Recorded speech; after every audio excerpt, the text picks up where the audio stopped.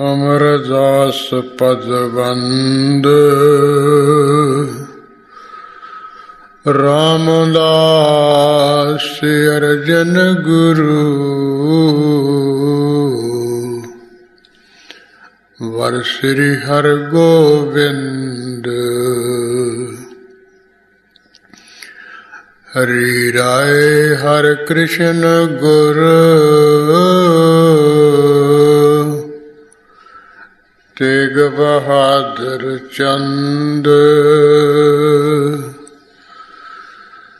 ਦਸਵੇਂ ਗੋਬਿੰਦ ਸਿੰਘ ਗੁਰੂ ਨਮੋ ਚਰਨ ਅਰਬਿੰਦ ਸ਼੍ਰੀ ਗੁਰ ਸ਼ਬਦ ਕਮਾਏ ਜਨ ਜੀਤੇ ਪੰਜ ਵਿਕਾਰ ਤਿਨ ਸੰਤਨ ਕੋ ਬੰਦਨਾ ਸਿਰ ਚਰਨਨ ਪਰਤਾਰ ਏਕ ਓੰਕਾਰ ਸਤਿਗੁਰੂ ਤਿਹ ਪ੍ਰਸਾਦ ਸਚ ਹੋਇ। ਵਾਹਿਗੁਰੂ ਜੀ ਕੀ ਫਤਿਹ। ਬਿਘਨ ਬਿਨਾਸਨ ਸੋਇ। ਵਾਹਿਗੁਰੂ ਜੀ ਕੀ ਫਤਿਹ।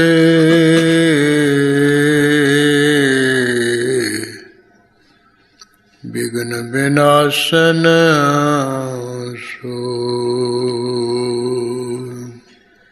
ਵਾਹਿਗੁਰੂ ਸਾਹਿਬ ਜੀਓ। ਦੋਹਰਾ ਸ੍ਰੀ ਸਤਿਗੁਰ ਬਾਰ ਅਮਰ ਜੀ। ਸ਼ਰਨ ਨਰਨ ਦੁਖ ਹਰਨ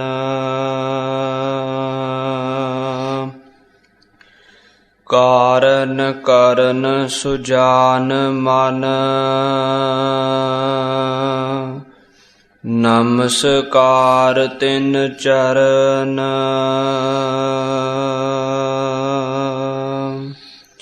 ਸ੍ਰੀ ਸਤਿਗੁਰ ਬਾਰ ਅਮਰ ਜੀ।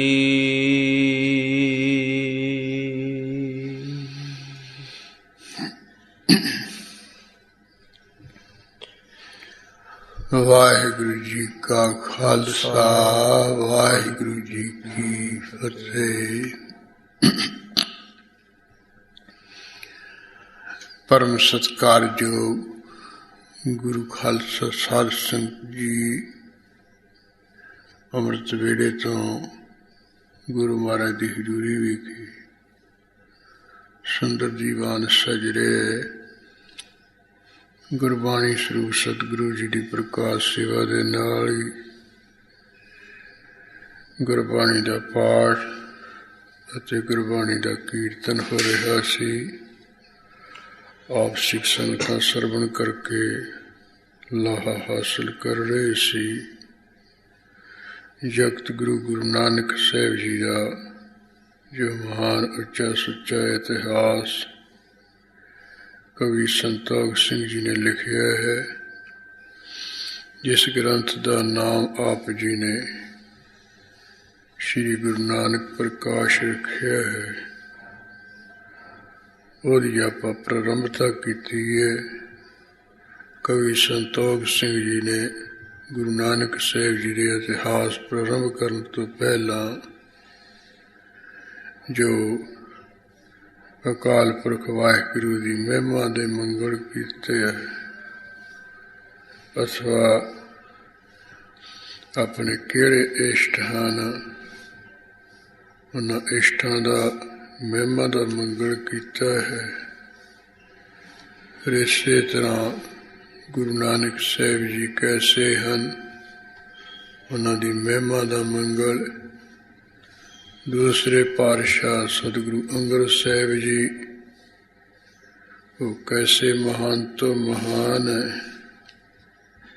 ਉਹਨਾਂ ਦੀ ਮਹਿਮਾ ਵਡਿਆਈ ਜੋ ਆਮ ਲੋਕਾਂ ਵਰਗੇ ਕੋਈ ਲੋਕ ਨਹੀਂ ਹੈ ਭਾਵੇਂ ਮਨੁੱਖਾ ਸਰੀਰ, ਪਰ ਜੋ ਗੁਰੂ ਅੰਗਦ ਸਾਹਿਬ ਮਹਾਰਾਜ ਜੀ ਹੈ, ਉਹ ਉਹਨਾਂ ਦਾ ਜਿਹੜਾ ਮੁੱਖ ਹੈ, ਸਾਰੀਆਂ ਖੁਸ਼ੀਆਂ ਖੇੜਿਆਂ ਦਾ ਘਰ ਹੈ। ਫਿਰ ਗੁਰੂ ਅੰਗਦ ਸਾਹਿਬ ਜੀ ਜਿੰਨੇ ਵਿਘਨ ਹੈ ਉਹਨਾਂ ਨੂੰ ਕੱਟਣ ਵਾਲੇ, ਉਹਨਾਂ ਦੇ ਚਰਨਾਂ ਦੀ ਸ਼ਰਨ ਦਾ ਜਿਹੜਾ ਪਰਨ ਕੀ ਆਸਰਾ ਲੈਣਾ ਹੈ, ਉਹਨੂੰ ਇਹ ਲਾਭ ਹੁੰਦਾ ਹੈ। ਇਸ ਕਰਕੇ ਮੈਂ ਕभी ਵੀ ਗੁਰੂ ਅੰਗਦ ਸਾਹਿਬ ਜੀ ਦੇ ਚਰਨਾਂ ਦੀ ਸ਼ਰਨ ਦਾ ਆਸਰਾ ਲੈਂਦਾ ਹਾਂ ਅਤੇ ਬੜੀ ਸ਼ਰਧਾ ਭਾਵਨਾ ਨਾਲ ਮੱਥਾ ਰੱਖ ਕੇ ਉਹਨਾਂ ਦੇ ਚਰਨਾਂ 'ਤੇ ਨਮਸਕਾਰ ਕਰਦਾ ਹਾਂ।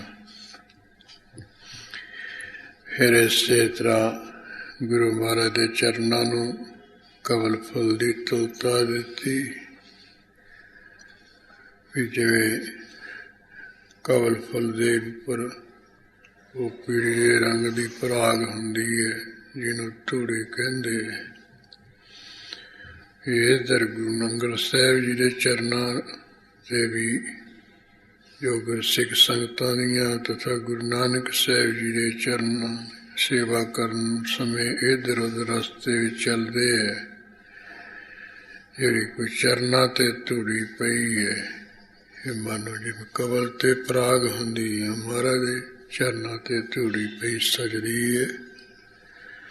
ਕਮਲ ਫੁੱਲ ਵਿੱਚ ਖੁਸ਼ਬੋਈ ਹੁੰਦੀ ਹੈ। ਗੁਰੂ ਅੰਗਦ ਸਾਹਿਬ ਦੇ ਚਰਨਾਂ ਵਿੱਚ ਕੀਰਤੀ ਦਾ ਨਿਵਾਸ ਹੈ, ਜਸ ਵਡਿਆਈ ਦਾ ਨਿਵਾਸ ਹੈ। ਜਿਹੜਾ ਕਮਲ ਹੈ, ਜੇ ਉਹ ਛੋਹੀਏ ਬੜਾ ਕੂੜਾ ਹੁੰਦਾ ਹੈ। ਇਸੇ ਤਰ੍ਹਾਂ ਗੁਰੂ ਅੰਗਦ ਸਾਹਿਬ ਦੇ ਜਿਹੜੇ ਚਰਨ ਹੈ, ਉਹ ਬੜੇ ਕਮਲ, ਉਹ ਦਰਬੀ ਭੂਤ ਹੈ। ਜਿਹੜਾ ਕੋਈ ਮੱਥਾ ਟੇਕਦਾ ਅਤੇ ਧਰਦੇ ਉਹਨੂੰ ਬਖਸ਼ਦੇ ਹੈ ਮਹਾਰਾਜ ਦੇ ਚਰਨ। ਜਿਹੜਾ ਕਮਲ ਹੈ, ਜਲ ਤੋਂ ਹਮੇਸ਼ਾ ਨਿਰਲੇਪ ਰਹਿੰਦਾ, ਵੱਖਰਾ ਰਹਿੰਦਾ ਹੈ। ਗੁਰੂ ਨਾਨਕ ਗੁਰੂ ਅੰਗਦ ਸਾਹਿਬ ਦੇ ਜਿਹੜੇ ਚਰਨ ਹੈ, ਪਦਾਰਥਾਂ ਰੂਪੀ ਤੋਂ ਜਲ ਤੋਂ ਨਿਰਲੇਪ ਰਹਿੰਦੇ, ਮਾਇਆ ਤੋਂ ਉਲੇਪ ਰਹਿੰਦੇ ਹੈ। ਜਿਹੜਾ ਕਮਲ ਫਲ ਹੈ, ਪਾਣੀ ਤੋਂ ਉੱਚਾ ਉੱਠ ਕੇ ਖਿੜਦਾ ਹੈ। ਗੁਰੂ ਅੰਗਦ ਸਾਹਿਬ ਦੇ ਜਿਹੜੇ ਚਰਨ ਹੈ, ਪਦਾਰਥਾਂ ਨਾਲ ਭਰੇ ਹੋਏ ਜਿਹੜੇ ਸੰਸਾਰ ਦੇ ਰਸ ਕਸ ਹੈ, ਉਹਨਾਂ ਤੋਂ ਉੱਚੇ ਰਹਿੰਦੇ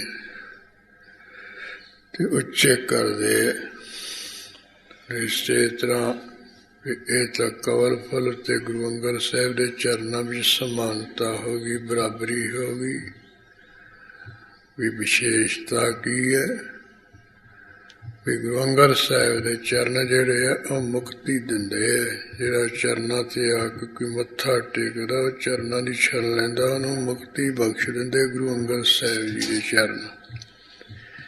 ਕਮਲ ਨੂੰ ਜਿੰਨੇ ਮਰਜ਼ੀ ਆ ਕੇ ਮੱਥੇ ਟੇਕੀ ਜਾਏ, ਉਹ ਕਿਸੇ ਨੂੰ ਮੁਕਤ ਨਹੀਂ ਕਰਦਾ, 84 ਦੇ ਚੱਕਰ ਤੋਂ ਨਹੀਂ ਕੱਢਦਾ, ਜਨਮਣ ਤੋਂ ਨਹੀਂ ਬਚਾਉਂਦਾ, ਜਮਾਂ ਦੇ ਲੇਖੇ ਤੋਂ, ਹਿਸਾਬ ਕਿਤਾਬ ਤੋਂ ਨਹੀਂ ਬਚਾਉਂਦਾ ਹੈ। ਪਰ ਗੁਰੂ ਅੰਗਦ ਸਾਹਿਬ ਦੇ ਚਰਨਾਂ ਦੀ ਸ਼ਰਨ ਕੋਈ ਆ ਜਾਏ, ਚਰਨਾਂ 'ਤੇ ਮੱਥਾ ਟੇਕ ਦੇਵੇ, ਉਹਨੂੰ ਮੁਕਤ ਕਰ ਦਿੰਦੇ ਹੈ, 84 ਦੇ ਚੱਕਰ ਤੋਂ ਕੱਢ ਦਿੰਦੇ ਹੈ, ਉਹਦਾ ਜਨਮ ਮਰਨ ਮੇਟ ਦਿੰਦੇ ਹੈ। ਕਿਉਂ? ਗੁਰੂ ਅੰਗਦ ਸਾਹਿਬ ਦੇ ਜਿਹੜੇ ਚਰਨ ਹੈ, ਕਮਲਾਂ ਨਾਲੋਂ ਇਹ ਕਹਿੰਦੇ ਵਿਸ਼ੇਸ਼ਤਾ ਰੱਖਦੇ, ਇਹ ਵਾਧਾ ਰੱਖਦੇ।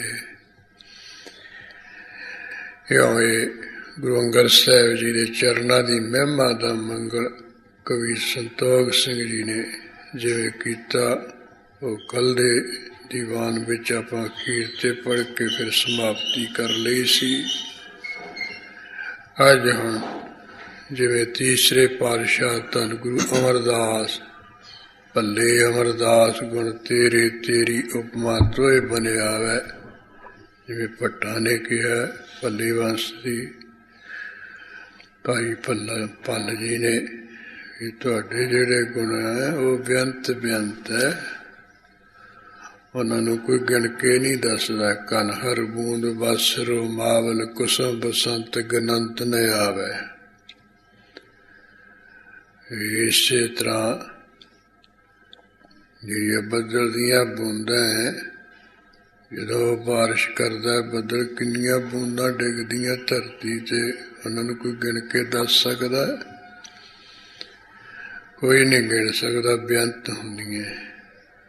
ਤੇ ਧਰਤੀ ਤੇ ਬਸ ਨਾ ਧਰਤੀ ਤੇ ਜਿੰਨੇ ਰੁਮਾਵਲੀ ਹੈ, ਦਰਖਤਾਂ ਦੀ ਬਨਸਪਤੀ ਦੀ ਪੰਗਤੀ ਹੈ, ਉਹ ਬੇਅੰਤੀ ਹੈ। ਦਰਖਤ ਅਣਗਿਣਤੀ ਹੈ, ਗਿਣੇ ਕੇ ਨਹੀਂ ਦੱਸੇ ਜਾ ਸਕਦੇ। ਪਰ ਕੋਈ ਸ਼ਕਤੀ ਵਾਲਾ ਮਨੁੱਖ ਬਨਸਪਤੀ ਗਿਣ ਕੇ ਦੱਸ ਸਕਦਾ ਵੀ ਇੰਨੇ ਤਰ੍ਹਾਂ ਦੇ ਦਰਖਤ ਹੈ, ਇੰਨੇ ਗਿਣਤੀ ਵਿੱਚ ਹੈ। ਸਾਰੀ ਬਨਸਪਤੀ ਦਾ ਪੱਤਾ ਪੱਤਾ ਇੰਨਾ ਹੈ। ਉਹ ਕਈ ਵਿਦਵਾਨਾਂ ਨੇ ਸਿੱਧਾ ਹਿਸਾਬ ਲਾਇਆ, ਕਹਿੰਦੇ ਸਾਰੀ ਬਨਸਪਤੀ ਦਾ ਜੇ ਪੱਤਾ ਪੱਤਾ ਲਈਏ ਤੇ 32 ਤੋਲੇ ਭਾਰ ਹੈ। 3200 ਤੋਲਾ ਭਾਰ ਹੈ, ਜਾਣੀ ਇਸ ਤਰ੍ਹਾਂ ਉਹਨਾਂ ਨੇ ਹਿਸਾਬ ਲੈ ਲਿਆ ਬਨਸਪਤੀ ਦਾ। ਇੱਕ ਇੱਕ ਪੱਤਾ ਲੈ ਕੇ ਵੀ ਸਾਰਾ 3200 ਤੋਲਾ ਭਾਰ ਬਣ ਜਾਂਦਾ ਹੈ। ਕਨ ਹਰ ਬੂੰਦ ਬਸਰੋ ਮਾਵਲ ਕੁਸਮ ਬਸੰਤ ਗਨੰਤ ਨਾ ਆਵੈ। ਜੇ ਬਸੰਤ ਰੁੱਤ ਵਿੱਚ ਜਿਹੜੇ ਫੁੱਲ ਖਿੜਦੇ ਆ ਤਰ੍ਹਾਂ ਤਰ੍ਹਾਂ ਦੇ ਬੂਟਿਆਂ ਨੂੰ, ਉਹ ਗਿਣਤੀ ਵਿੱਚ ਨਹੀਂ ਆਉਂਦੇ। ਪਰ ਜੇ ਕੋਈ ਰਿੱਧੀ ਸਿੱਧੀ ਵਾਲਾ ਸ਼ਕਤੀ ਸੰਪੰਨ ਪੁਰਸ਼ ਗਿਣ ਕੇ ਦੱਸ ਦੇਵੇ ਤੇ ਕੋਈ ਅਣਹੋਈ ਗੱਲ ਨਹੀਂ ਹੈ ਵੀ ਉਹ ਮੰਨਿਆ ਜਾ ਸਕਦਾ ਵੀ ਹਾਂ ਬਸੰਤ ਰੁੱਤ ਦੇ ਜਿਹੜੇ ਫੁੱਲ ਗਿੜੇ ਇੰਨੇ ਨੇ। ਇਸੇ ਤਰ੍ਹਾਂ ਰਾਵਸਸ ਕਿਰਨ ਉਦਰ ਸਾਗਰ ਕੋ, ਚੰਦਰਮਾ ਦੀਆਂ ਜਿਹੜੀਆਂ ਤੇ ਸੂਰਜ ਦੀਆਂ ਕਿਰਨਾਂ ਹੈ, ਹੁਣ ਤੱਕ ਕਿੰਨੀਆਂ ਕੁ ਨਿਕਲੀਆਂ ਤੇ ਅੱਗੇ ਕਿੰਨੀਆਂ ਕੁ ਨਿਕਲਣਗੀਆਂ ਸੂਰਜ ਵਿੱਚੋਂ ਕਿਰਨਾਂ ਪ੍ਰਕਾਸ਼ਮਈ, ਕੋਈ ਗਿਣ ਕੇ ਨਹੀਂ ਦੱਸ ਸਕਦਾ।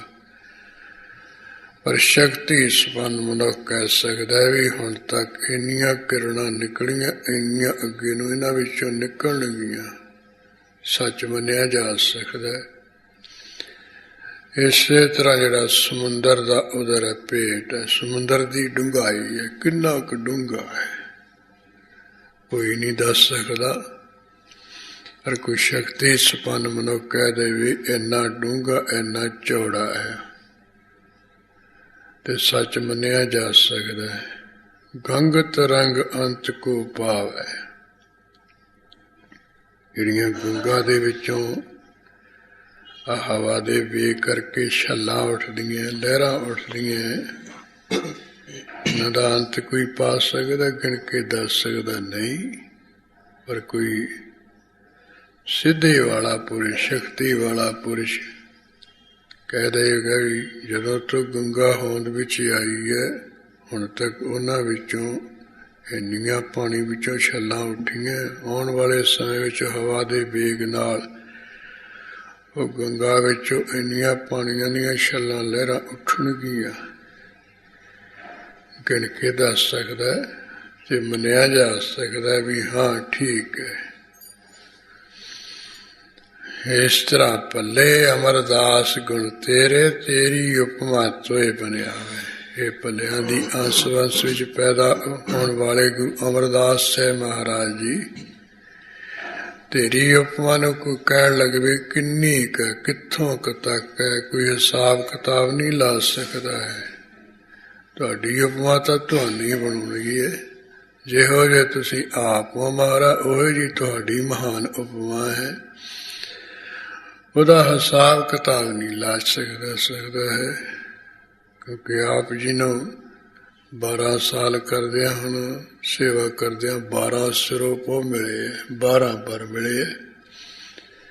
ਸਿਰੋਂ ਪੋ ਤਾਂ ਇੱਕ ਹੀ ਨਹੀਂ ਮਾਲ ਹੁੰਦਾ ਹੈ, ਜੇ ਗੁਰੂ ਨਾਨਕ ਦੇ ਘਰ ਦੇ ਵਿੱਚੋਂ ਕੋਈ ਸਹੀ ਰੂਪ ਵਿੱਚ ਮਿਲ ਜਾਏ, ਜਿਹਨੂੰ ਹੁਣ ਵੇਖ ਲਓ ਸੇਵਾ ਕਰਕੇ ਖੁਸ਼ੀ ਦੇ ਵਿੱਚ 12 ਸਰੋਪੋ ਮਿਲ ਜਾਣ, ਉਹ ਗੁਰੂ ਅਮਰਦਾਸ ਸਾਹਿਬ ਜੀ ਹੈ। ਤੇ ਫਿਰ 12 ਮਰ ਮਿਲਣ, ਬਰ ਇੱਕ ਹੀ ਬੜਾ ਮਹਾਨ ਹੁੰਦਾ ਹੈ। ਵੀ ਜਿਨ੍ਹਾਂ ਨੂੰ ਇਹ ਬਰ ਮਿਲਿਆ ਵੀ ਤੁਸੀਂ ਨਥਾਮਿਆਂ ਦੇ ਥਾਂ ਹੋਵੋਗੇ, ਨਿਤਰਿਆਂ ਦੀ ਤਿਰ ਹੋਵੋਗੇ, ਨਿਆਸਰਿਆਂ ਦੇ ਆਸਰੇ ਹੋਵੋਗੇ, ਨਿਓਟਿਆਂ ਦੀ ਓਟ ਹੋਵੋਗੇ। ਜਿਹੜੇ ਨਿਗੱਤੇ ਜਿਨ੍ਹਾਂ ਦੀ ਕੋਈ ਗਤ ਨਹੀਂ ਕਰ ਸਕਦਾ, ਕੋਈ ਕਲਿਆਣ ਨਹੀਂ ਕਰ ਸਕਦਾ, ਉਹਨਾਂ ਦੀ ਤੁਸੀਂ ਗਤੀ ਕਲਿਆਣ ਕਰਨ ਵਾਲੇ ਹੋਵੋਗੇ। ਜਿਨ੍ਹਾਂ ਨੂੰ ਕੋਈ ਥਾਂ ਨਹੀਂ ਦਿੰਦਾ, ਉਹਨਾਂ ਨੂੰ ਤੁਸੀਂ ਸਰੂਪ ਰੂਪੀ ਥਾਂ ਦੀ ਬਖਸ਼ਿਸ਼ ਕਰੋਗੇ। ਜਿਨ੍ਹਾਂ ਦੀ ਨੂੰ ਕੋਈ ਇੱਜ਼ਤ ਅਵਰੋਧ ਨਹੀਂ ਦੇਣ ਵਾਲਾ, ਉਹਨਾਂ ਦੀ ਤੁਸੀਂ ਇੱਜ਼ਤ ਅਵਰੋਧ ਬਣਾ ਦੇ ਦਿਓਗੇ। ਜਿਨ੍ਹਾਂ ਨੂੰ ਜੇ ਨਿਤਰੇ ਹੈ, ਜਿਨ੍ਹਾਂ ਦੀ ਕੋਈ ਧਿਰ ਨਹੀਂ ਹੈ, ਉਹਨਾਂ ਦੀ ਤੁਸੀਂ ਧਿਰ ਹੋਵੋਗੇ। ਉਹਨਾਂ ਦੇ ਆਸਰੇ ਤੇ ਖੜਾਂਗੇ ਵੀ ਕੋਈ ਡਰ ਨਹੀਂ, ਅਸੀਂ ਤੇਰੇ ਹੈ ਪਾਸੇ ਖੜੇ ਹੋਏ, ਤੇਰੀ ਧਿਰ ਤੇ ਤੇਰੇ ਵੱਲ ਦੇ ਅਸੀਂ ਹਾਂ। ਉਹਨੇ ਤੇਰਿਆਂ ਨੂੰ ਧਿਰ ਦੇਣ ਵਾਲੇ ਹੋਵੋਗੇ। ਇੰਨੇ ਵਾਰ ਇੰਨੀਆਂ ਬਖਸ਼ਾਂ ਗੁਰੂ ਅੰਗਦ ਸਾਹਿਬ ਜੀ ਦੀ ਸੇਵਾ ਕਰਕੇ ਗੁਰੂ ਅਮਰਦਾਸ ਸਾਹਿਬ ਜੀ ਨੂੰ ਮਿਲਿਆ। ਇਸ ਕਰਕੇ ਫਿਰ ਉਹਨਾਂ ਦੀ ਉਪਮਾ ਨੂੰ ਕੋਈ ਦੱਸ ਸਕਦਾ ਵੀ ਇੰਨੀ ਕੁ ਹੈ। ਕੋਈ ਹੈ ਐਸਾ ਗੁਰੂ ਜਿਹਨੇ ਆਪਣੇ ਵਰਗੀਆਂ 22 ਮੰਜੀਆਂ ਵਰਗੇ ਪੂਜਨੀਕ ਸਤਿਕਾਰਯੋਗ ਸਿੱਖ ਬਣਾ ਦਿੱਤੇ ਹੁਣ ਵੀ ਜਿਵੇਂ ਅਸੀਂ ਉਪਦੇਸ਼ ਨੇ ਐਵੇਂ ਤੁਸੀਂ ਦਿਓ, ਜਿਵੇਂ ਅਸੀਂ ਬਖਸ਼ਾਂ ਕਰਦੇ ਉਵੇਂ ਤੁਸੀਂ ਬਖਸ਼ਾਂ ਕਰੋ। ਇਸੇ ਤਰ੍ਹਾਂ ਫਿਰ ਮਾਈਆਂ ਜਿਹੜੀਆਂ ਇਹਨਾਂ ਨੂੰ ਵੀ 72 ਪੀੜ੍ਹੇ ਗੁਰੂ ਅਮਰਦਾਸ ਸਾਹਿਬ ਜੀ ਨੇ ਬਖਸ਼ੇ ਵੀ ਤੁਸੀਂ ਕੋਈ ਘੱਟ ਨਹੀਂ ਹੈ, ਤੁਸੀਂ ਵੀ ਸਿੱਖੀ ਦਾ ਪ੍ਰਚਾਰ ਤਕੜੇ ਹੋ ਕੇ ਕਰੋ। ਇਸ ਤਰ੍ਹਾਂ ਇਹ ਬਖਸ਼ਾਂ ਦੇ ਭੰਡਾਰ ਗੁਰੂ ਅਮਰਦਾਸ ਸਾਹਿਬ ਮਹਾਰਾਜ ਜੀ ਹੈ। ਉਹਨਾਂ ਦਾ ਮੰਗਲ ਕਵੀ ਸੰਤੋਖ ਸਿੰਘ ਜੀ ਨੇ ਆ ਦੋਹਰੇ ਛੰਦ ਵਿੱਚ ਬੜੇ ਸੋਹਣੇ ਢੰਗ ਨਾਲ ਸੋਹਣੇ ਲਫ਼ਜ਼ਾਂ ਵਿੱਚ ਕੀਤਾ ਹੈ। ਉਹ ਜਿਵੇਂ ਆ ਰਿਹਾ ਸੀ ਸੁਣੀਏ ਮਨ ਲਾ ਕੇ। ਸ੍ਰੀ ਸਤਿਗੁਰ ਬਾਰ ਅਮਰ ਜੀ। ਕਵੀ ਸੰਤੋਖ ਸਿੰਘ ਜੀ ਕਹਿੰਦੇ ਹੈ ਵੀ ਸ੍ਰੀ ਸੋਭਾ ਵਾਲੇ ਸਤਿਗੁਰੂ ਅਮਰਦੇਵ ਸਾਹਿਬ ਜੀ ਬਹੁਤ ਹੀ ਬਰਕੀਏ ਸ੍ਰੇਸ਼ਟ ਹਨ, ਬਹੁਤ ਹੀ ਬਲ ਬਾੜੇ ਹਨ। ਵੀ ਗੁਰੂ ਅਮਰਦਾਸ ਸਾਹਿਬ ਜੀ ਆਪ ਜੀ ਦਾ ਨਾਮ ਹੈ ਵੀ ਇਹ ਵੀ ਐਵੇਂ ਨਹੀਂ ਹੈ, ਇਹ ਸਫਲਾ ਨਾਮ ਹੈ। ਜਿੰਨੇ 33 ਕਰੋੜ ਦੇਵੀ ਦੇਵਤੇ ਹੈ ਸਾਰੇ ਗੁਰੂ ਅਮਰਦਾਸ ਸਾਹਿਬ ਜੀ ਦੇ ਦਾਸ ਹੈ, ਸਿੱਖ ਸੇਵਕ ਹੈ। ਇਹ ਆਪ ਸਭ ਜਨ ਸਾਮੀ ਹੈ ਜਾਂ ਆਪਣੇ ਦਾਸਾਂ ਨੂੰ ਜਿਹੜੀ ਅਮਰ ਪਦਵੀ ਬਖਸ਼ ਕੇ ਅਮਰ ਕਰਨ ਵਾਲੇ। ਵੇਖ ਲਓ ਆਪਣੇ ਦਾਸਾਂ ਨੂੰ 22 ਮੰਜੀਆਂ ਅਮਰ ਪਦਵੀਆਂ ਬਖਸ਼ੀਆਂ ਤੇ ਅਮਰ ਕਰ ਦਿੱਤੇ। ਉਹ 22 ਮੰਜੀਆਂ ਵਾਲਿਆਂ ਦੇ ਨਾਂ ਲਿਖੇ ਪਏ। ਨਹੀਂ ਤਾਂ ਆ ਜਿਹੜੀ ਪਦਵੀ ਜੀ ਕੁਰਸੀ ਜੀ ਆ 5 ਸਾਲ ਦੀ ਹੁੰਦੀ, ਵੱਧ ਤੋਂ ਵੱਧ ਹੋਰ ਅਗਲੇ ਹੋਰ ਖਿੱਚ ਲੈਂਦੇ। ਤੇ ਗੁਰੂ ਅਮਰਦਾਸ ਸਾਹਿਬ ਜੀ ਦੀਆਂ ਪਦਵੀਆਂ ਬਖਸ਼ੀਆਂ ਹੁਣ ਤੱਕ ਕਿਵੇਂ, ਹੁਣ ਤੱਕ ਕਹਿੰਦੇ ਵੀ ਆ 22 ਮੰਜੀਆਂ ਵਾਲੇ ਗੁਰਮੁਖ ਗੁਰਸਿੱਖ ਆ ਸੀ ਸਿੱਖੀ ਦੇ ਪ੍ਰਚਾਰ ਕਰਨ ਵਾਲੇ। ਉਹਨਾਂ ਦੇ ਨਾਂ ਲਿਖੇ ਪਏ, ਜੋ ਉਹਨਾਂ ਨੂੰ ਬਖਸ਼ਾਂ ਕੀਤੀਆਂ ਉਹ ਵੀ ਮਹਾਰਾਜ ਦੀਆਂ। ਇਸ ਕਰਕੇ ਜੋ ਆਪਣੇ ਦਾਸਾਂ ਨੂੰ ਅਮਰ ਪਦਵੀਆਂ ਅਮਰ ਪਦਵੀਆਂ ਬਖਸ਼ ਕੇ ਅਮਰ ਅਵਨਾਸ਼ੀ ਕਰਨ ਵਾਲੇ ਹਨ, ਉਹ ਐਸੇ ਗੁਰੂ ਅਮਰਦਾਸ ਸਾਹਿਬ ਸਤਿਗੁਰੂ ਜੀ ਬੜੇ ਸ੍ਰੇਸ਼ਟ ਹਨ। ਸ਼ਰਨ ਨਰਨ ਦੁਖ ਹਰਨ। ਫਿਰ ਜਿਸ ਗੁਰੂ ਅਮਰਦਾਸ ਸਾਹਿਬ ਦੀ ਜਿਹੜੀ ਸ਼ਰਨ ਹੈ ਉਹ ਬੜੀ ਮਹਾਨ ਹੈ। ਕਹਿੰਦੇ ਉਹ ਪੁਰਸ਼ਾਂ ਦੇ ਦੁੱਖਾਂ ਨੂੰ ਹਰਨ ਵਾਲੀ ਹੈ। ਭਾਵੇਂ ਕੋੜੀ ਵੀ ਆ ਜਾਏ, ਉਹ ਇਹ ਕਹਿ ਦੇਵੇ ਗਿਆ ਕਸੋਟਾ ਲੱਧਾ, ਫਿਰ ਗਿਆ ਕਸੋਟਾ ਲੱਧਾ, ਫਿਰ ਦੁਨੀਆ ਦੇ ਲੋਕੋ ਸੁਣ ਲਓ ਮੇਰਾ ਜਿਹੜਾ ਕਸੋਟਾ ਗਿਆ ਸੀ ਆ ਪੜਦਾ ਚਲਿਆ ਗਿਆ, ਇੱਜ਼ਤ ਰੋ ਖਤਮ ਹੋ ਗਈ ਸੀ। ਉਹ ਗੁਰੂ ਅਮਰਦਾਸ ਸਾਹਿਬ ਜੀ ਦੀ ਹਜ਼ੂਰੀ ਵਿੱਚ ਮੈਨੂੰ ਆ ਕੇ ਪੜਦਾ ਮਿਲ ਗਿਆ, ਉਹ ਇੱਜ਼ਤ ਰੋ ਹਾਸਲ ਹੋ ਗਈ ਹੈ। ਤੇ ਹੋਈ ਵੀ ਵੇਖ ਲੋ, ਉਹਨੂੰ ਪੜਦਾ ਲੱਭ ਗਿਆ, ਇੱਜ਼ਤ ਰੋ ਪ੍ਰਾਪਤ ਹੋ ਗਈ। ਕੋੜੀ ਨੂੰ ਠੀਕ ਕਰਕੇ ਫਿਰ ਉਹ ਮਸੋ ਮਰਾਰੀ ਜਿਹੜੀ ਹੈ ਉਹਦਾ ਨਾਂ ਰੱਖ ਦਿੱਤਾ, ਵਿਆਹ ਵੂ ਕਰਕੇ। ਤੇ ਫਿਰ ਉਹਨਾਂ ਨੂੰ ਵਰ ਦਿੱਤੇ ਵੀ ਜਿਹੜਾ ਵੀ ਤੁਹਾਡਾ ਦੋਹਾਂ ਦਾ ਨਾਮ ਜਪੇਗੀ ਉਹਨੂੰ ਵੀ ਸਿੱਖੀ ਪ੍ਰਾਪਤ ਹੋਵੇਗੀ। ਜਿਨ੍ਹਾਂ ਦੀ ਸ਼ਰਨ ਐਸੀ ਹੈ, ਜਿਹੜੇ ਕੋੜ ਵਰਗੇ ਦੁੱਖ ਹੈ, ਉਹਨਾਂ ਪੁਰਸ਼ਾਂ ਦੇ ਨਾਸ ਕਰਨ ਵਾਲੀ ਹੈ। ਕਾਰਨ ਕਾਰਨ ਸੁਜਾਨ ਮਨ, ਕਿਉਂਕਿ ਗੁਰੂ ਅਮਰਦਾਸ ਸਾਹਿਬ ਜੀ ਕਾਰਨ ਕਰਨ ਹੈ। ਜਿੰਨੇ ਕਾਰਨ ਹੈ ਉਹਨਾਂ ਨੂੰ ਕਰਨ ਵਾਲੇ ਹੈ, ਸਬੱਬ ਬਣਾਉਣ ਵਾਲੇ ਹੈ। ਨਹੀਂ ਜਿਹੜੇ ਕੋਈ ਪਹਿਲਾਂ ਕੋਈ ਕਾਰਨ ਨਾ ਕਰਮਾਂ ਕਰਕੇ ਬਣੇ, ਉਹਨਾਂ ਨੂੰ ਫੇਰ ਕਰਨਾ, ਤਬਦੀਲੀ ਵਿੱਚ ਲਿਆਉਣਾ, ਇਹ ਪਰਮੇਸ਼ਰ ਤੋਂ ਬਗੈਰ ਨਹੀਂ ਕਰ ਇਹਨਾਂ ਸਬੱਬਾਂ ਨੂੰ ਕਾਰਨਾਂ ਨੂੰ ਤਬਦੀਲ ਕਰ ਸਕਦਾ। ਉਹ ਸਬੱਬਾਂ ਅਨੁਸਾਰ ਉਹ ਬਹਾਨੇ ਬਣੀ ਜਾਣਗੇ, ਉਸ ਅਨੁਸਾਰ ਮਨੁੱਖ ਨੂੰ ਦੁੱਖ ਸੁੱਖ ਮਿਲੀ ਜਾਊਗਾ।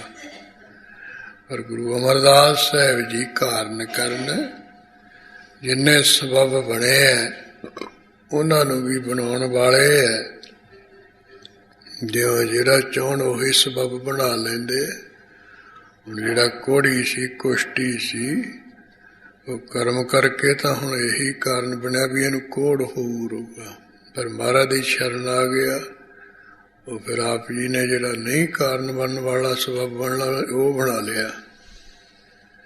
ਕਹਿ ਦਿੱਤਾ ਵੀ ਇਹਨੂੰ ਸਾਡੇ ਜਲ ਵਾਲੇ ਜਿੱਥੇ ਇਸ਼ਨਾਨ ਕਰਦੇ ਹੋ ਜਲ ਵਿੱਚ ਇਸ਼ਨਾਨ ਕਰਾਓ ਤੇ ਠੀਕ ਠਾਕ ਕਰਕੇ ਇੱਥੇ ਲਿਆਓ। ਵੇਖ ਲਓ ਵੀ ਉਹ ਕਾਰਨ ਬਣਾ ਲਿਆ, ਸਬੱਬ ਬਣਾ ਲਿਆ, ਠੀਕ ਠਾਕ ਕਰ ਦਿੱਤਾ ਉਹਨੂੰ। ਫਿਰ ਕਮਾਈ ਦਾ ਪੁੱਤਰ ਮਰਿਆ, ਉਹ ਲਿਆ ਕੇ ਦੇਹੜੀ ਤੇ ਮਹਾਰਾਜ ਦੇ ਅੱਗੇ ਪਾ ਦਿੰਦੀ ਹੈ। ਹੁਣ ਹੈ ਤਾਂ ਮਾਰਨ ਦਾ ਕਰਨ ਸਬੱਬ ਬਣਿਆ ਹੀ ਹੋਇਆ ਸੀ, ਤਾਂ ਹੀ ਮਰਿਆ। ਤੇ ਮਹਾਰਾਜ ਨੇ ਜਿਉਂਦੇ ਕਰਨ ਵਾਲਾ ਸਬੱਬ ਬਣਾ ਲਿਆ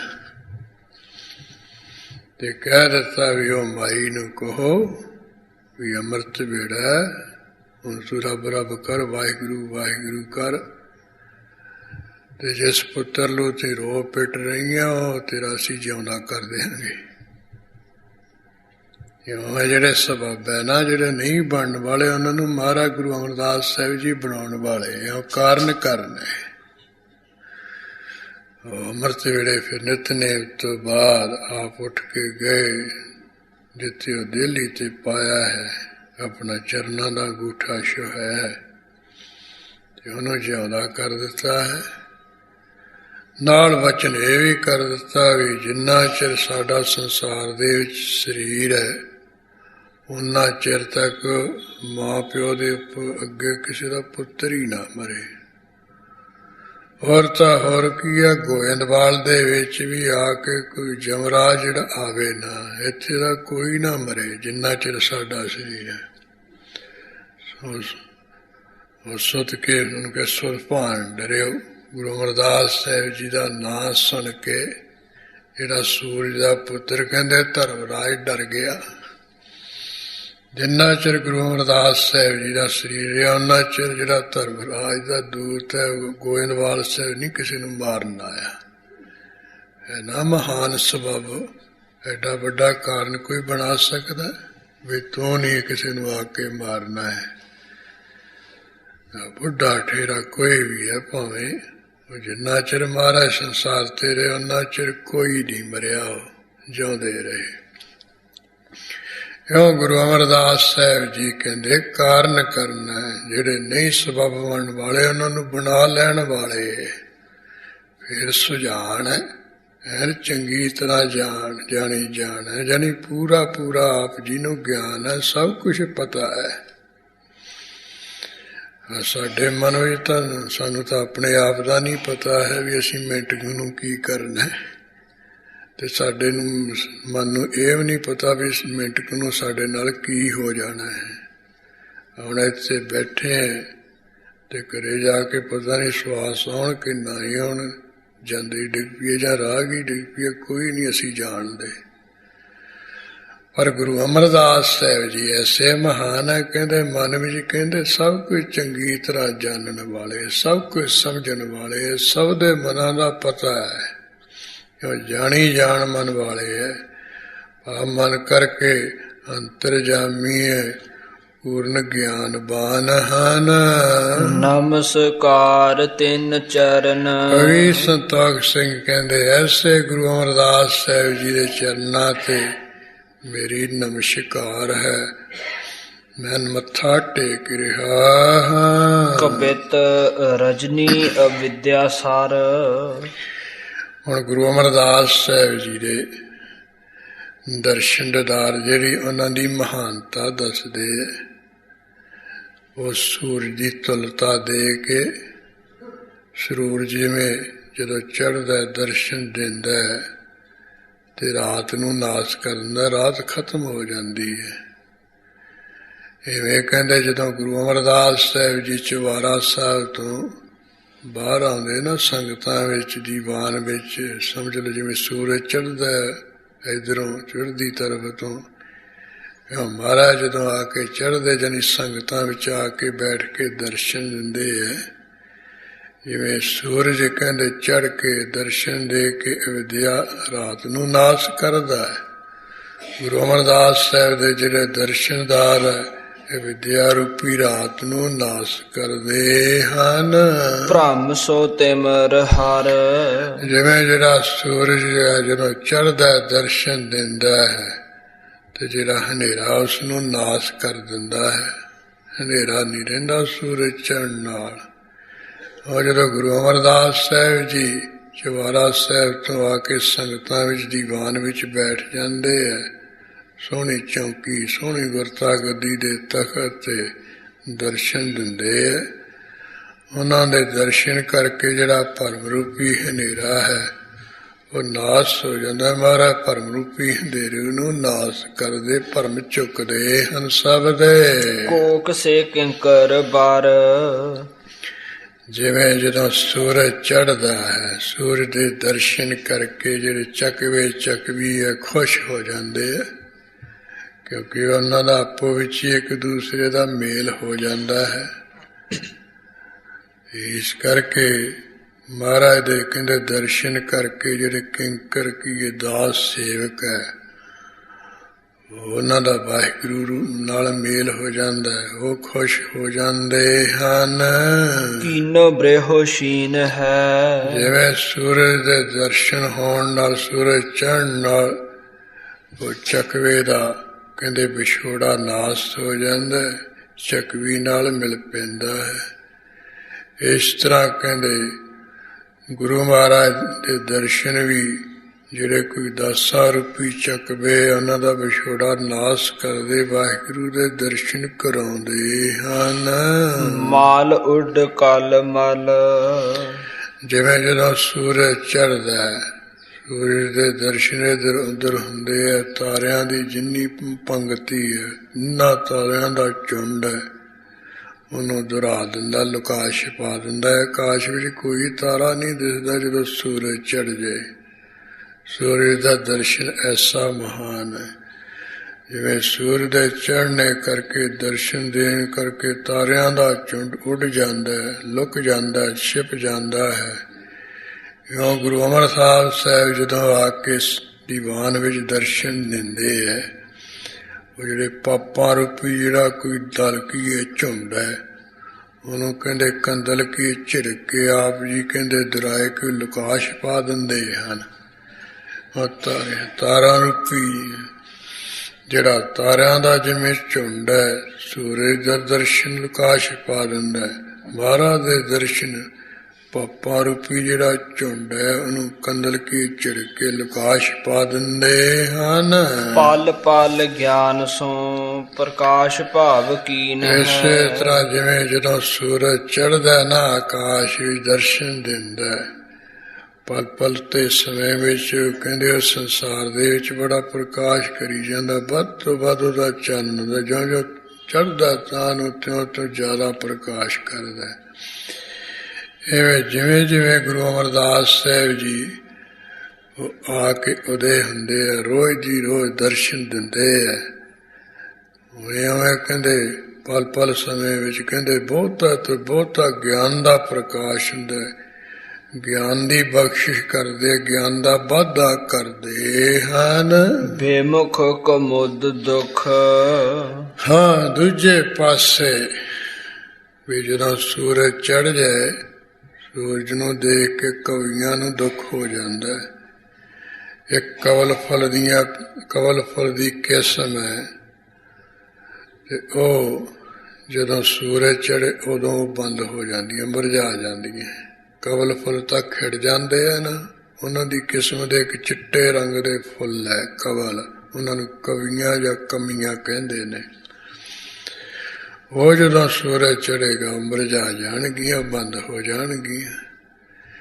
ਇਸ ਤਰ੍ਹਾਂ ਕਹਿੰਦੇ ਜਿਹੜੇ ਗੁਰੂ ਅਮਰਦਾਸ ਸਾਹਿਬ ਜੀ ਜਦੋਂ ਦੀਵਾਨ ਵਿੱਚ ਆ ਕੇ ਸੰਗਤਾਂ ਵਿੱਚ ਬੈਠ ਕੇ ਦਰਸ਼ਨ ਦਿੰਦੇ ਹੈ ਨਾ, ਕਹਿੰਦੇ ਜਿਹੜੇ ਮੁਖ ਲੋਕ ਹੈ ਨਾ, ਉਹਨਾਂ ਨੂੰ ਦੁੱਖ ਖੜਾ ਹੋ ਜਾਂਦਾ ਹੈ।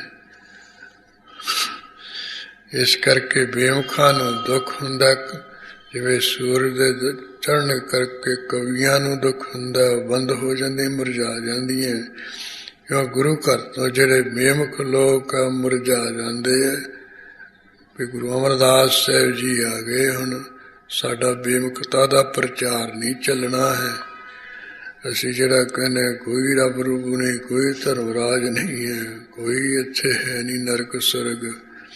ਇਹ ਗੁਰੂ ਅਮਰਦਾਸ ਸਾਹਿਬ ਜੀ ਆ ਗਏ, ਇਹਨਾਂ ਦੇ ਅੱਗੇ ਸਾਡਾ ਨਹੀਂ ਕੁਛ ਹੋਣਾ। ਉਹ ਵਿਚਾਰੇ ਦੁਖੀ ਹੋ ਜਾਂਦੇ, ਔਖੇ ਹੋ ਜਾਂਦੇ, ਮੁਰਝਾ ਜਾਂਦੇ ਹਨ। ਸਨਮੁਖ ਕੰਜ ਸੁਖ। ਇਸੇ ਤਰ੍ਹਾਂ ਜਦੋਂ ਸੂਰਜ ਚੜ੍ਹਦਾ, ਸੂਰਜ ਦੇ ਦਰਸ਼ਨ ਕਰਕੇ ਜਿਹੜਾ ਕਵਲ ਹੈ ਉਹਨੂੰ ਬੜਾ ਭਾਰੀ ਸੁੱਖ ਹੋ ਜਾਂਦਾ, ਖਿੜ ਜਾਂਦਾ ਹੈ, ਖੁਸ਼ਬੂਆਂ ਮਹਿਕਾ ਕੱਢਣ ਲੱਗ ਜਾਂਦਾ ਹੈ। ਇਵੇਂ ਗੁਰੂ ਅਮਰਦਾਸ ਸਾਹਿਬ ਜੀ ਜਦੋਂ ਚੁਬਾਰਾ ਸਾਹਿਬ ਤੋਂ ਨਿਕਲ ਕੇ ਦੀਵਾਨ ਵਿੱਚ ਆ ਕੇ ਸੰਗਤ ਵਿੱਚ ਬੈਠਦੇ ਆ, ਦਰਸ਼ਨ ਨਾਲ ਜਿਹੜੇ ਸਨਮੁਖ ਸਿੱਖ ਹੈ, ਜਿਵੇਂ ਗੁਰੂ ਅਮਰਦਾਸ ਸਾਹਿਬ ਜੀ ਨੇ ਕਿਹਾ, ਜੇ ਕੋ ਗੁਰਤੇ ਜੇ ਕੋ ਸਿੱਖ ਸਨਮੁਖ ਤੇ ਹੋਵੇ,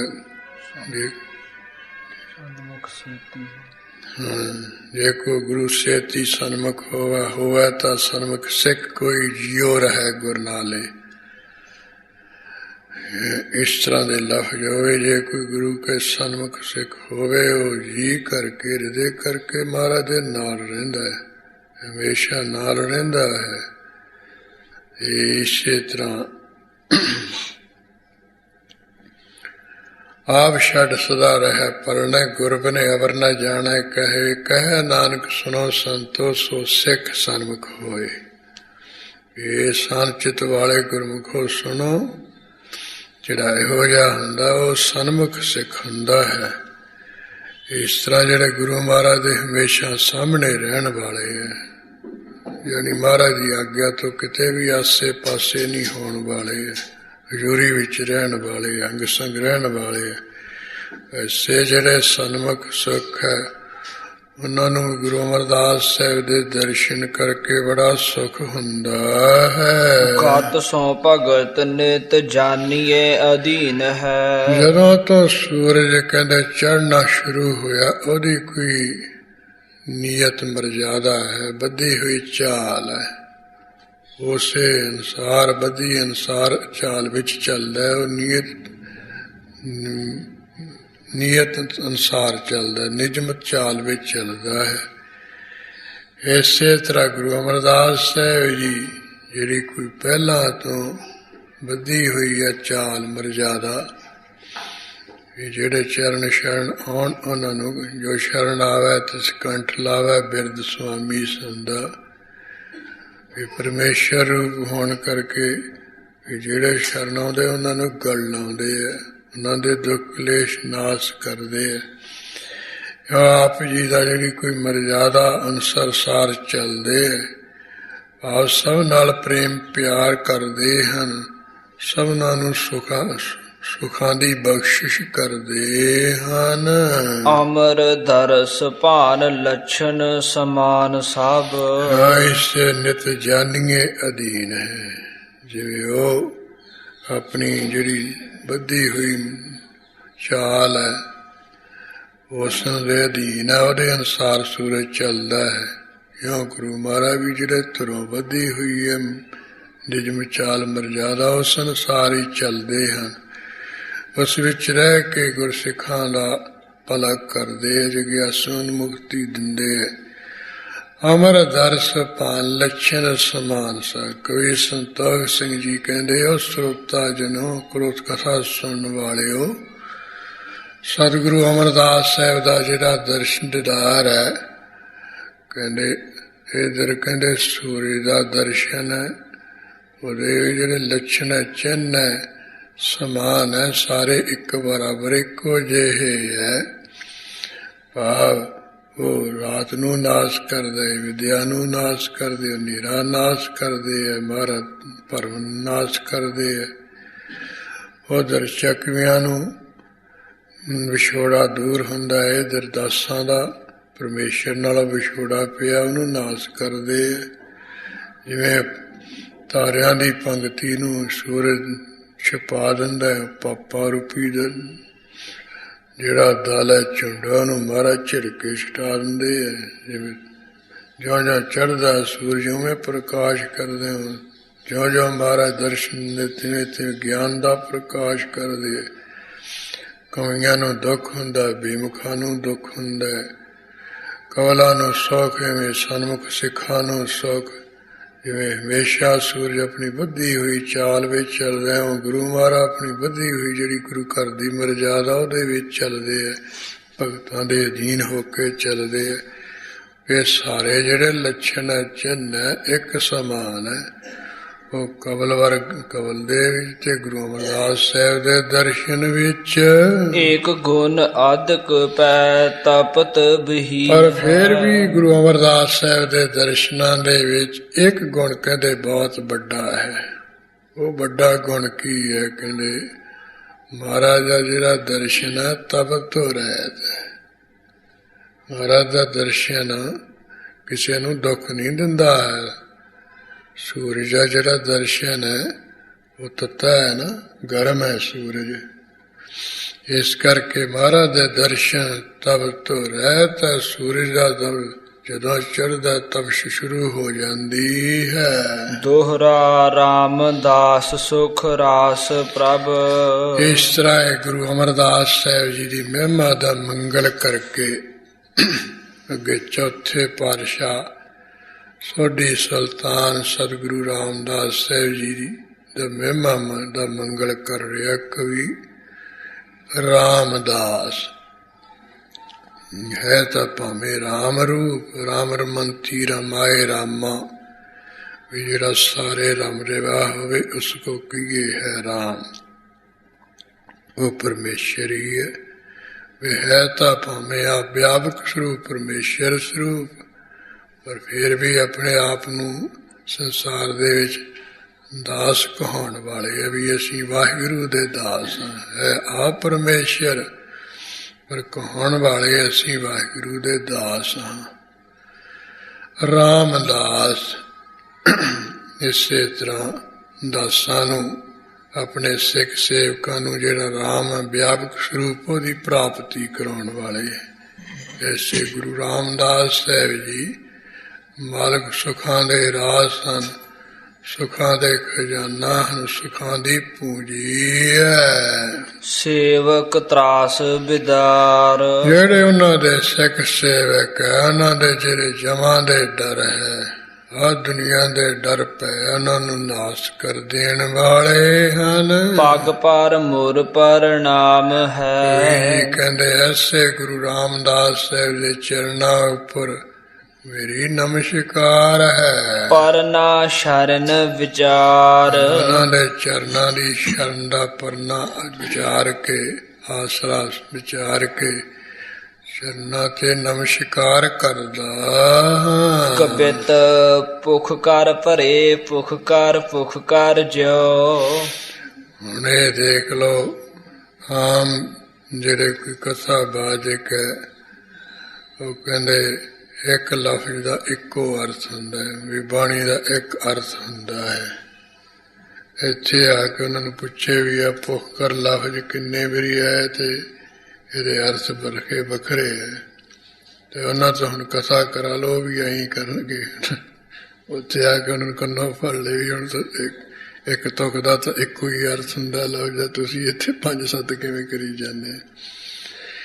ਇਸ ਕਰਕੇ ਪਰ ਜਿਹੜਾ ਵਿਦਵਾਨਾਂ ਨੇ ਉਹ ਧਰਵਾ ਕਾਇਮ ਕਰਦਾ ਨੇ ਵੀ ਅਸਮ ਕਰ ਦਿੱਤਾ ਨਾ, ਵੀ ਹਰ ਇੱਕ ਪੰਗਤੀ ਦਾ ਹਰ ਇੱਕ ਪਦ ਦਾ ਇੱਕੋ ਅਰਥ ਨਹੀਂ ਹੁੰਦਾ ਹੈ। ਉਹ ਜਥਾ ਪ੍ਰਕਰਣ ਤਥਾ ਅਰਥ, ਵੀ ਜਿਹੋ ਜਿਹਾ ਕੋਈ ਪ੍ਰਕਰਨ ਚੱਲ ਰਿਹਾ ਉਹੋ ਜਿਹਾ ਉਹ ਪਦ ਦਾ ਅਰਥ ਹੋਊਗਾ। ਜਿਵੇਂ ਹਰ ਪਦ ਹੈ, ਜੇ ਪਾਣੀ ਦਾ ਪ੍ਰਕਰਨ ਚੱਲ ਰਿਹਾ ਫਿਰ ਹਰ ਦਾ ਅਰਥ ਪਾਣੀ ਹੋਊ। ਜੇ ਕੋਈ ਸ਼ਿਵ ਜੀ ਦਾ ਚੱਲ ਰਿਹਾ ਫਿਰ ਅਰਥ ਸ਼ਿਵ ਜੀ ਹੋਊ ਹਰ ਦਾ ਅਰਥ। ਜੇ ਵਿਸ਼ਨੂੰ ਦਾ ਚੱਲ ਰਿਹਾ ਫਿਰ ਵਿਸ਼ਨੂੰ ਹੋਊ। ਜੇ ਅੱਗ ਦਾ ਚੱਲ ਰਿਹਾ ਤੇ ਫਿਰ ਅੱਗ ਹੋਊ ਹਰ ਦਾ ਅਰਥ। ਜੇ ਕੋਈ ਡੱਡੂ ਡੁੱਡੂ ਦਾ ਚੱਲ ਰਿਹਾ ਫਿਰ ਹਰ ਦਾ ਅਰਥ ਡੱਡੂ ਹੋਊਗਾ, ਸੱਪ ਹੋਊਗਾ, ਇਸ ਤਰ੍ਹਾਂ ਸ਼ੇਰ ਹੋਊਗਾ। ਇਹ ਵਿਸ਼ਨੂੰ, ਇਹ ਬੇਅੰਤ ਹਰ ਦੇ ਅਰਥ ਹੈ, ਮੈਨੇ ਹੈ। ਉਹ ਕੋਸ਼ ਕੱਢ ਕੇ ਤੁਸੀਂ ਦੇਖੋ, ਇਹ ਹਰ ਦੇ ਬੇਅੰਤ ਮੈਨੇ ਲਿਖੇ ਪਏ, ਪਰ ਉਹ ਪ੍ਰਕਰਨ ਅਨੁਸਾਰ ਉਹਨਾਂ ਦੇ ਅੱਖਰੋ ਅੱਖਰ ਅਰਥ ਹੋਣਗੇ। ਇਵੇਂ ਹੀ ਹੁਣ ਪੁਖ ਕਰ ਪਰੇ,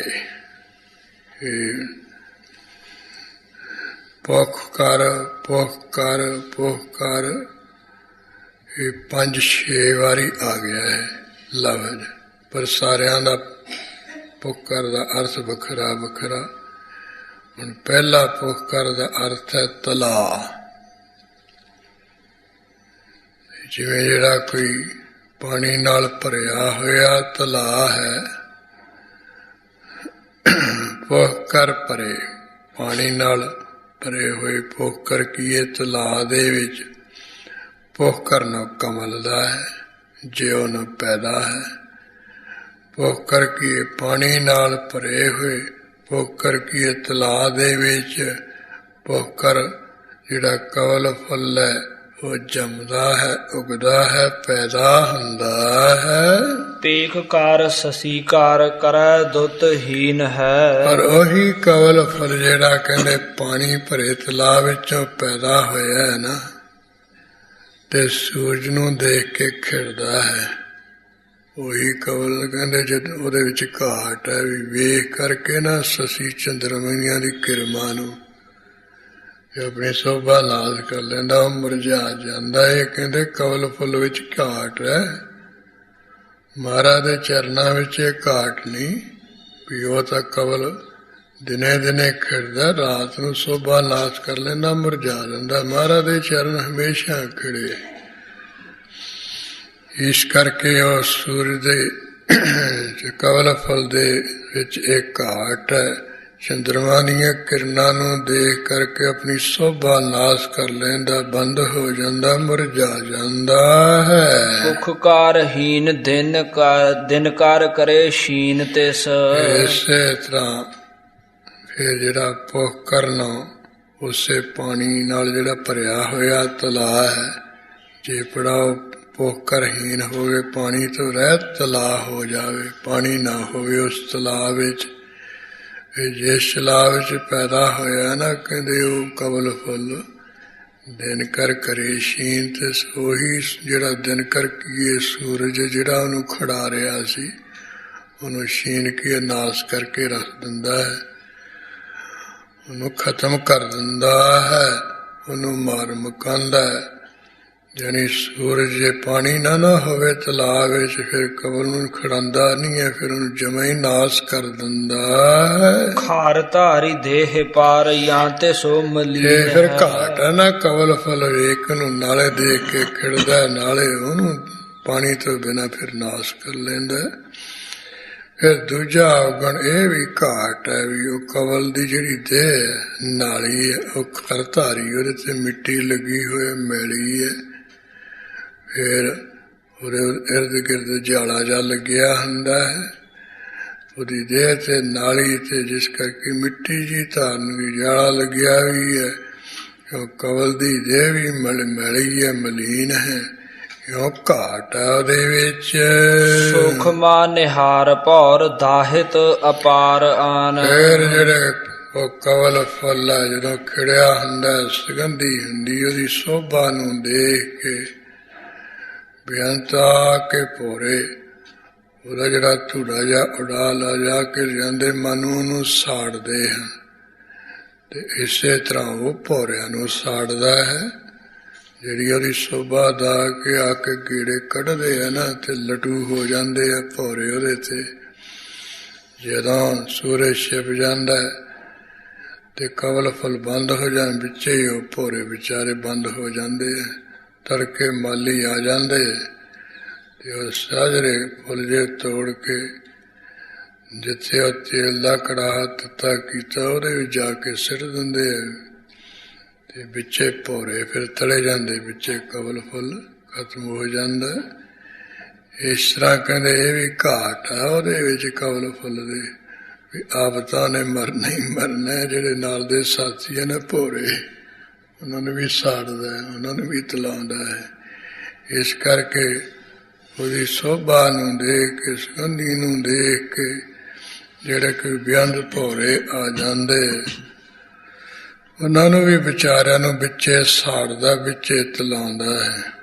ਜਾਂ ਭੋਰੇ ਉਹਨੂੰ ਜਿਹੜੇ ਆ ਕੇ ਧੂੜਾ ਜਾਂਦੇ ਉਹਨੂੰ ਸਾੜਦੇ ਹਨ, ਤੰਗ ਕਰਦੇ ਵੀ ਉਹਦੇ ਵਿੱਚ ਨਿਯੰਤਾ ਹੀ ਹੈ। ਚਾਰਤ ਤੁਖਾਰ ਇਤ ਔਗਨ ਅਧੀਨ ਹੈ। ਫਿਰ ਇਹਦਾ ਕਵਲ ਫੁੱਲ ਹੈ, ਉਹਨੂੰ ਕਹਿੰਦੇ ਜਿਹੜੀ ਠੰਡ ਦੀ ਮੌਸਮ ਹੈ ਉਦੋਂ ਤੁਖਾਰ ਸਾੜਦੀ ਹੈ, ਬਰਫ਼ ਸਾੜਦੀ ਹੈ, ਠੰਡ ਸਾੜਦੀ ਹੈ।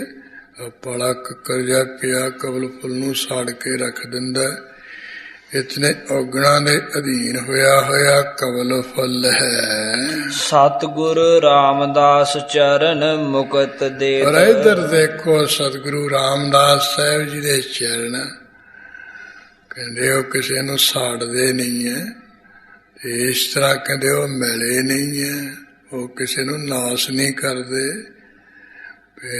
ਇੱਧਰ ਕਹਿੰਦੇ ਉਹ ਤਾਂ ਮੁਕਤੀ ਬਖਸ਼ਦੇ ਆ, ਸੁਤੰਤਰ ਦਾ ਆਜ਼ਾਦੀ ਬਖਸ਼ਦੇ ਆ ਮਹਾਰਾਜ ਦੇ ਚਰਨ।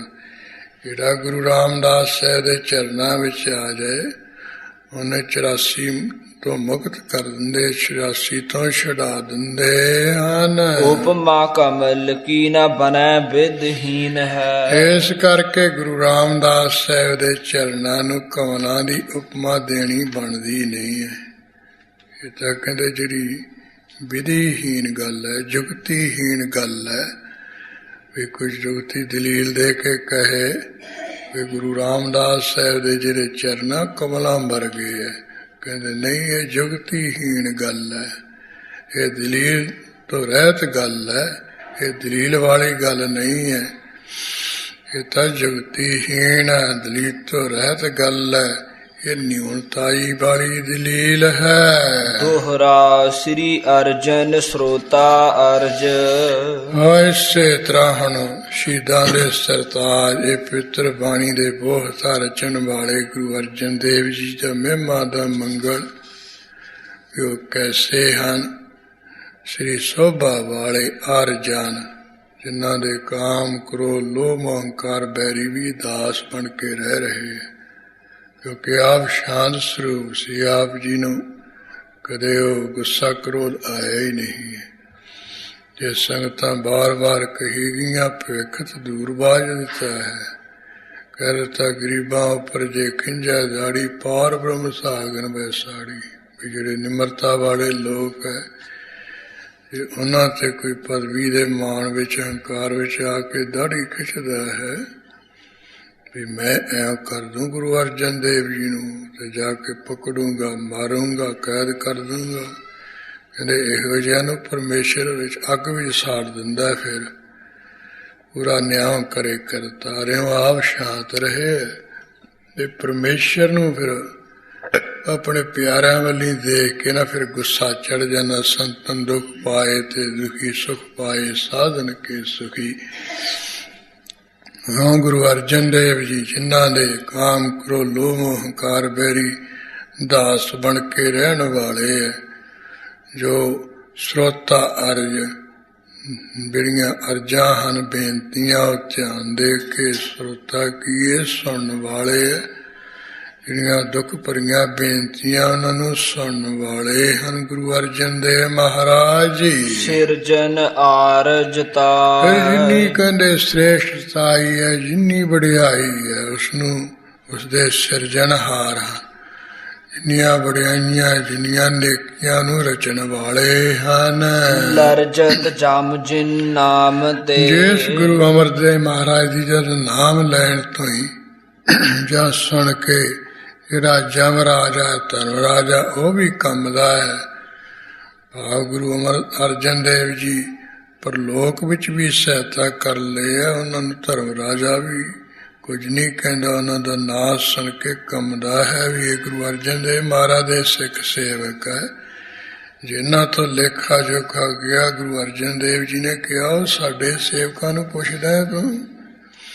ਕਹਿੰਦੇ ਆ ਸੁਣ ਕੇ ਮਹਾਰਾਜ ਦਾ ਨਾਮ ਜਮਰਾਜ ਧਰਮ ਰਾਜਾ ਵੀ ਕੰਬਦਾ ਹੈ। ਬੰਦੋਂ ਤਿੰਨ ਜੁਗ ਪਾ ਐਸੇ ਗੁਰੂ ਅਰਜਨ ਦੇਵ ਮਹਾਰਾਜ ਜਿਨ੍ਹਾਂ ਦੇ ਨਾਮ ਨੂੰ ਸੁਣ ਕੇ ਧਰਮ ਰਾਜਾ ਵੀ ਕੰਬਦਾ ਜਮਦੂਤ ਵੀ ਕੰਬਦੇ। ਮੈਂ ਕਵੀ ਉਹਨਾਂ ਦੇ ਚਰਨਾਂ ਤੇ ਨਮਸਕਾਰ ਕਰਦਾ ਹਾਂ। ਕਬਿਤ ਲੋਚਨ ਬਿਲੋਕਤ ਨ ਚਾਹੈ ਚਿਤ ਆਨੰਦਤ। ਇਹ ਸਤਿਗੁਰੂ ਅਰਜਨ ਦੇਵ ਮਹਾਰਾਜ ਦੇ ਦਰਸ਼ਨ ਦਿਦਾਰ ਐਸੇ ਮਹਾਨ ਐਸੇ ਸੁੰਦਰ ਐਸੇ ਸੋਹਣੇ ਹੈ। ਉਪਮਾ ਕਰ ਰਿਹਾ ਕਵੀ ਲੋਚਨ ਬਿਲੋਕਤ ਨ ਚਾਹੈ ਚਿਤ ਆਨੰਦਤ। ਜਿਹੜੇ ਗੁਰੂ ਕੇ ਸਿੱਖ ਸੇਵਕ ਉਹਨਾਂ ਦੇ ਨੇਤਰ ਜਦੋਂ ਗੁਰੂ ਅਰਜਨ ਦੇਵ ਮਹਾਰਾਜ ਦੇ ਆ ਕੇ ਦਰਸ਼ਨ ਦਿਦਾਰ ਕਰ ਲੈਂਦੇ ਹੈ, ਕਹਿੰਦੇ ਉਹਨਾਂ ਦੇ ਜਿਹੜੇ ਨੇਤਰ ਹੈ ਨਾ ਹੋਰ ਸੋਭਾ ਨੂੰ ਨਹੀਂ ਚਿੱਤ ਵਿੱਚ ਦੇਖਣਾ ਚਾਹੁੰਦੇ। ਆਹੋ ਜਿਹੋ ਜੀ ਗੁਰੂ ਅਰਜਨ ਦੇਵ ਮਹਾਰਾਜ ਦੀ ਦੀਵਾਨ ਵਿੱਚ ਬੈਠਿਆਂ ਸੋਭਾ ਹੈ, ਵਡਿਆਈ ਹੈ, ਮਹਾਨਤਾ ਹੈ, ਉਹਨੂੰ ਦੇਖ ਕੇ ਫਿਰ ਹੋਰ ਸੋਭਾ ਨੂੰ ਉਹਨਾਂ ਦੇ ਨੇਤਰ ਨਹੀਂ ਦੇਖਣਾ ਚਾਹੁੰਦੇ। ਉਹ ਕਹਿੰਦੇ ਗੁਰੂ ਅਰਜਨ ਦੇਵ ਮਹਾਰਾਜ ਦੀ ਸੋਭਾ ਨਾਲ ਹੋਰ ਭਲਾ ਕਿਸੇ ਦੀ ਕੀ ਸੋਭਾ ਹੋਊਗੀ। ਹਾਂ ਗੁਰਸਿੱਖ ਸੇਵਕਾਂ ਦੇ ਨੇਤਰ ਮਹਾਰਾਜ ਦੀ ਸੋਭਾ ਵਡਿਆਈ ਸੁੰਦਰਤਾ ਨੂੰ ਦੇਖ ਕੇ ਚਿੱਤ ਵਿੱਚ ਫਿਰ ਹੋਰ ਸੋਭਾ ਨੂੰ ਨਹੀਂ ਉਹ ਦੇਖਣਾ ਚਾਹੁੰਦੇ। ਕਿਸ਼ੇ ਕੇ ਬਿਲਾਸ ਆਸ ਪਾਸਨ ਨਾ ਜਾਵੇ। ਗੁਰਸਿੱਖਾਂ ਦੇ ਭਾਵੇਂ ਆਸੇ ਪਾਸੇ ਵਿਸ਼ਿਆਂ ਦੇ ਬਿਲਾਸ ਵਿਸ਼ਿਆਂ ਦੇ ਕੌਤਕ ਪਏ ਹੋਣ, ਕਹਿੰਦੇ ਗੁਰਸਿੱਖਾਂ ਦੇ ਨੇਤਰ ਜਿਹੜੇ ਉਹਨਾਂ ਦੇ ਨੇੜੇ ਤੇੜੇ ਨਹੀਂ ਜਾਂਦੇ, ਉਹਨਾਂ ਵੱਲ ਝਾਕਦੇ ਨਹੀਂ, ਉਧਰ ਨੇਤਰ ਵੇਖਦੇ ਹੀ ਨਹੀਂ ਹਨ। ਕਾਨ ਆਨ ਗਾਨ ਤਾਨ ਸੁਨੈ ਨਾ ਅਯਾਨ ਜਿਵ। ਜੇ ਕੋਈ ਕਹੇ ਭਲਾ ਜੇ ਕੋਈ ਉਹਨਾਂ ਦੇ ਨੇੜੇ ਆ ਕੇ ਕੌਤਕ ਕਰਨ ਲੱਗੇ ਵਿਸ਼ੇ ਬਾਸ਼ਨਾ ਵਾਲੇ, ਫੇਰ ਤਾਂ ਉਹ ਦੇਖਣ ਲੱਗੀ ਪੈਂਦੇ ਹੋਣਗੇ ਜਾਂ ਸੁਣਨ ਲੱਗ ਪੈਂਦੇ ਹੋਣਗੇ ਜਿਹੜਾ ਗਾਉਣਾ ਵਜਾਉਣਾ ਉਹਨਾਂ ਦਾ। ਕਵੀ ਕਹਿੰਦਾ ਜਿਨ੍ਹਾਂ ਦੇ ਦਰਸ਼ਨ ਮਹਾਰਾਜ ਦੇ ਕਰ ਲੈਂਦੇ ਨਾ ਗੁਰਸਿੱਖਾਂ ਦੇ ਨੇਤਰ, ਕਹਿੰਦੇ ਨਹੀਂ ਕਾਨ ਆਨ ਗਾਨ ਸੁਣਾ ਨਾ ਅਜਾਮ। ਜਿਵੇਂ ਕੋਲ ਵੀ ਆ ਕੇ ਕਹਿੰਦੇ ਉਹਨਾਂ ਦੇ ਕੋਲ ਕੋਈ ਗਾਉਣਾ ਵਜਾਉਣਾ ਕਰੇ ਕੌਤਕ ਕਰੇ, ਜਿਵੇਂ ਅਜਾਨ ਨਿਆਣਾ ਬੱਚਾ ਉਹਦੇ ਕਹਿੰਦੇ ਕੋਈ ਆ ਕੇ ਕੰਨਾਂ ਵਿੱਚ ਕੋਲੇ ਆ ਕੇ ਗਾਉਣਾ ਕਰੇ ਤੇ ਹੋਰ ਤਰਾਨੇ ਜੇ ਸੁਣਾਉਣਾ ਕਰੇ, ਕਹਿੰਦੇ ਬੱਚਾ ਨਿਆਣਾ ਸੁਣਦਾ ਹੀ ਨਹੀਂ ਹੁੰਦਾ, ਉਹ ਆਪਣੀ ਕਿਰਿਆ ਵਿੱਚ ਮਸਤ ਹੁੰਦਾ ਹੈ। ਜੇ ਲੱਤਾਂ ਜੀਆਂ ਮਾਰੀ ਜਾਂਦਾ ਤਾਂ ਲੱਤਾਂ ਜੀਆਂ ਮਾਰੀ ਜਾਂਦੇ, ਹੱਥ 'ਚ ਲਾਉਂਦਾ ਹੱਥ 'ਚ ਹਿਲਾਈ ਜਾਂਦਾ, ਉਹ ਜੋ ਮਰਜ਼ੀ ਕੋਲੇ ਪਿਆ ਹੋਵੇ ਆਪਦੀ ਕਿਰਿਆ ਵਿੱਚ ਮਸਤ ਹੁੰਦਾ ਹੈ। ਇਸ ਤਰ੍ਹਾਂ ਕਹਿੰਦੇ ਜਿਹੜੇ ਗੁਰੂ ਕੇ ਸਿੱਖ ਉਹਨਾਂ ਦੇ ਨੇੜੇ ਤੇੜੇ ਕੋਲ ਵੀ ਭਾਵੇਂ ਗਾਉਣੇ ਵਜਾਉਣੇ ਹੋਣ ਉਹ ਉਧਰ ਧਿਆਨ ਨਹੀਂ ਦਿੰਦੇ। ਉਹ ਗੁਰੂ ਕੇ ਸਿੱਖ ਉਹ ਆਪਣੀ ਕਹਿੰਦੇ ਕਿਰਿਆ ਵਿੱਚ ਹੀ ਮਸਤ ਹੁੰਦੇ ਹੈ। ਮਹਾਰਾਜ ਦੇ ਦਰਸ਼ਨ ਕਰਦੇ, ਮਹਾਰਾਜ ਦੇ ਗੀਤ ਗਾਉਂਦੇ, ਮਹਾਰਾਜ ਦੇ ਗੀਤ ਹੀ ਸੁਣਦੇ ਹਨ।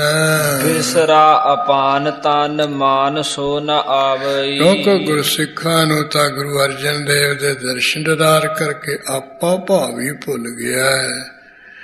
ਤੇ ਸਰੀਰ ਦੇ ਵਿੱਚੋਂ ਜਿਹੜਾ ਮਾਣ ਸੰਕਾਰ ਸਤਕਾਰ ਦੀ ਹੈ, ਮਾਨ ਦੀ ਜਿਹੜੀ ਸੋ ਕੀ ਏਕਣ ਸੋ ਹੈ, ਉਹ ਬਿਲਕੁਲ ਨਹੀਂ ਆਉਂਦੀ ਹੈ। ਸਰੀਰ ਦਾ ਮਾਨ ਉਹ ਕੋਈ ਕਰਦਾ ਹੀ ਨਹੀਂ ਹੈ।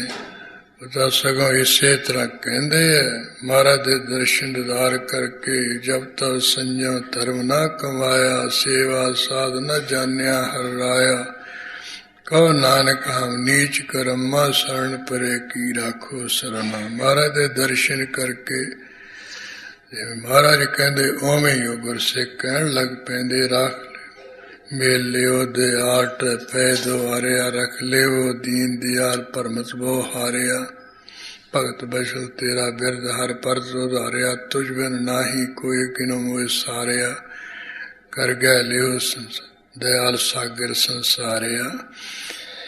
ਇਸ ਤਰ੍ਹਾਂ ਕਹਿੰਦੇ ਕੋਈ ਸਰੀਰ ਦਾ ਜਿਹੜਾ ਮਾਣ ਹੈ, ਸਤਿਕਾਰ ਕਰਾਉਣ ਦੀ ਉਹਨਾਂ ਦੇ ਅੰਦਰ ਕਣਸੋਈ ਨਹੀਂ ਆਉਂਦੀ ਹੈ।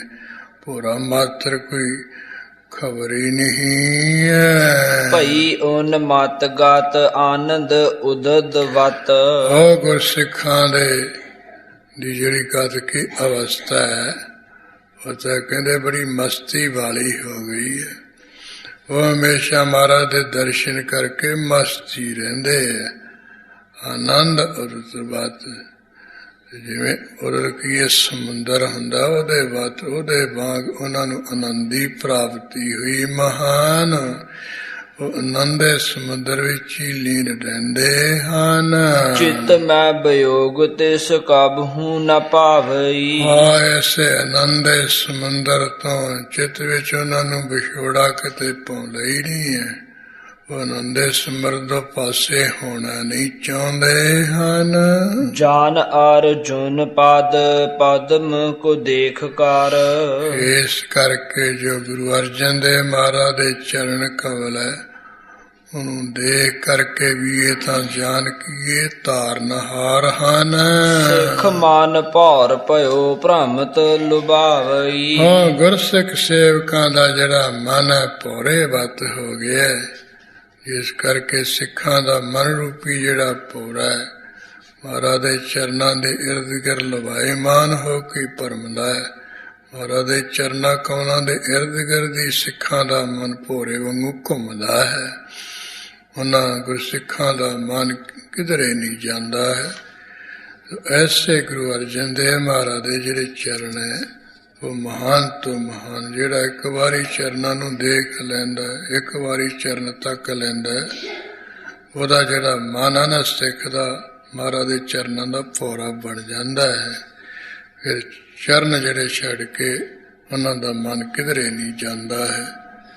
ਇਹ ਕਵੀ ਸੰਤੋਖ ਸਿੰਘ ਜੀ ਨੇ ਗੁਰੂ ਅਰਜਨ ਦੇਵ ਮਹਾਰਾਜ ਦੇ ਚਰਨਾਂ ਕਮਲਾਂ ਦੀ ਮਹਾਨ ਮਹਿਮਾ ਦਾ ਮੰਗਲ ਕੀਤਾ, ਆਪਾਂ ਪੜ੍ਹਿਆ ਸੁਣਿਆ। ਸਮਾਂ ਜਿੰਨਾ ਕੁ ਨੀਅਤ ਕੀਤਾ ਕਰੀਬਨ ਪੂਰਾ ਹੋ ਗਿਆ।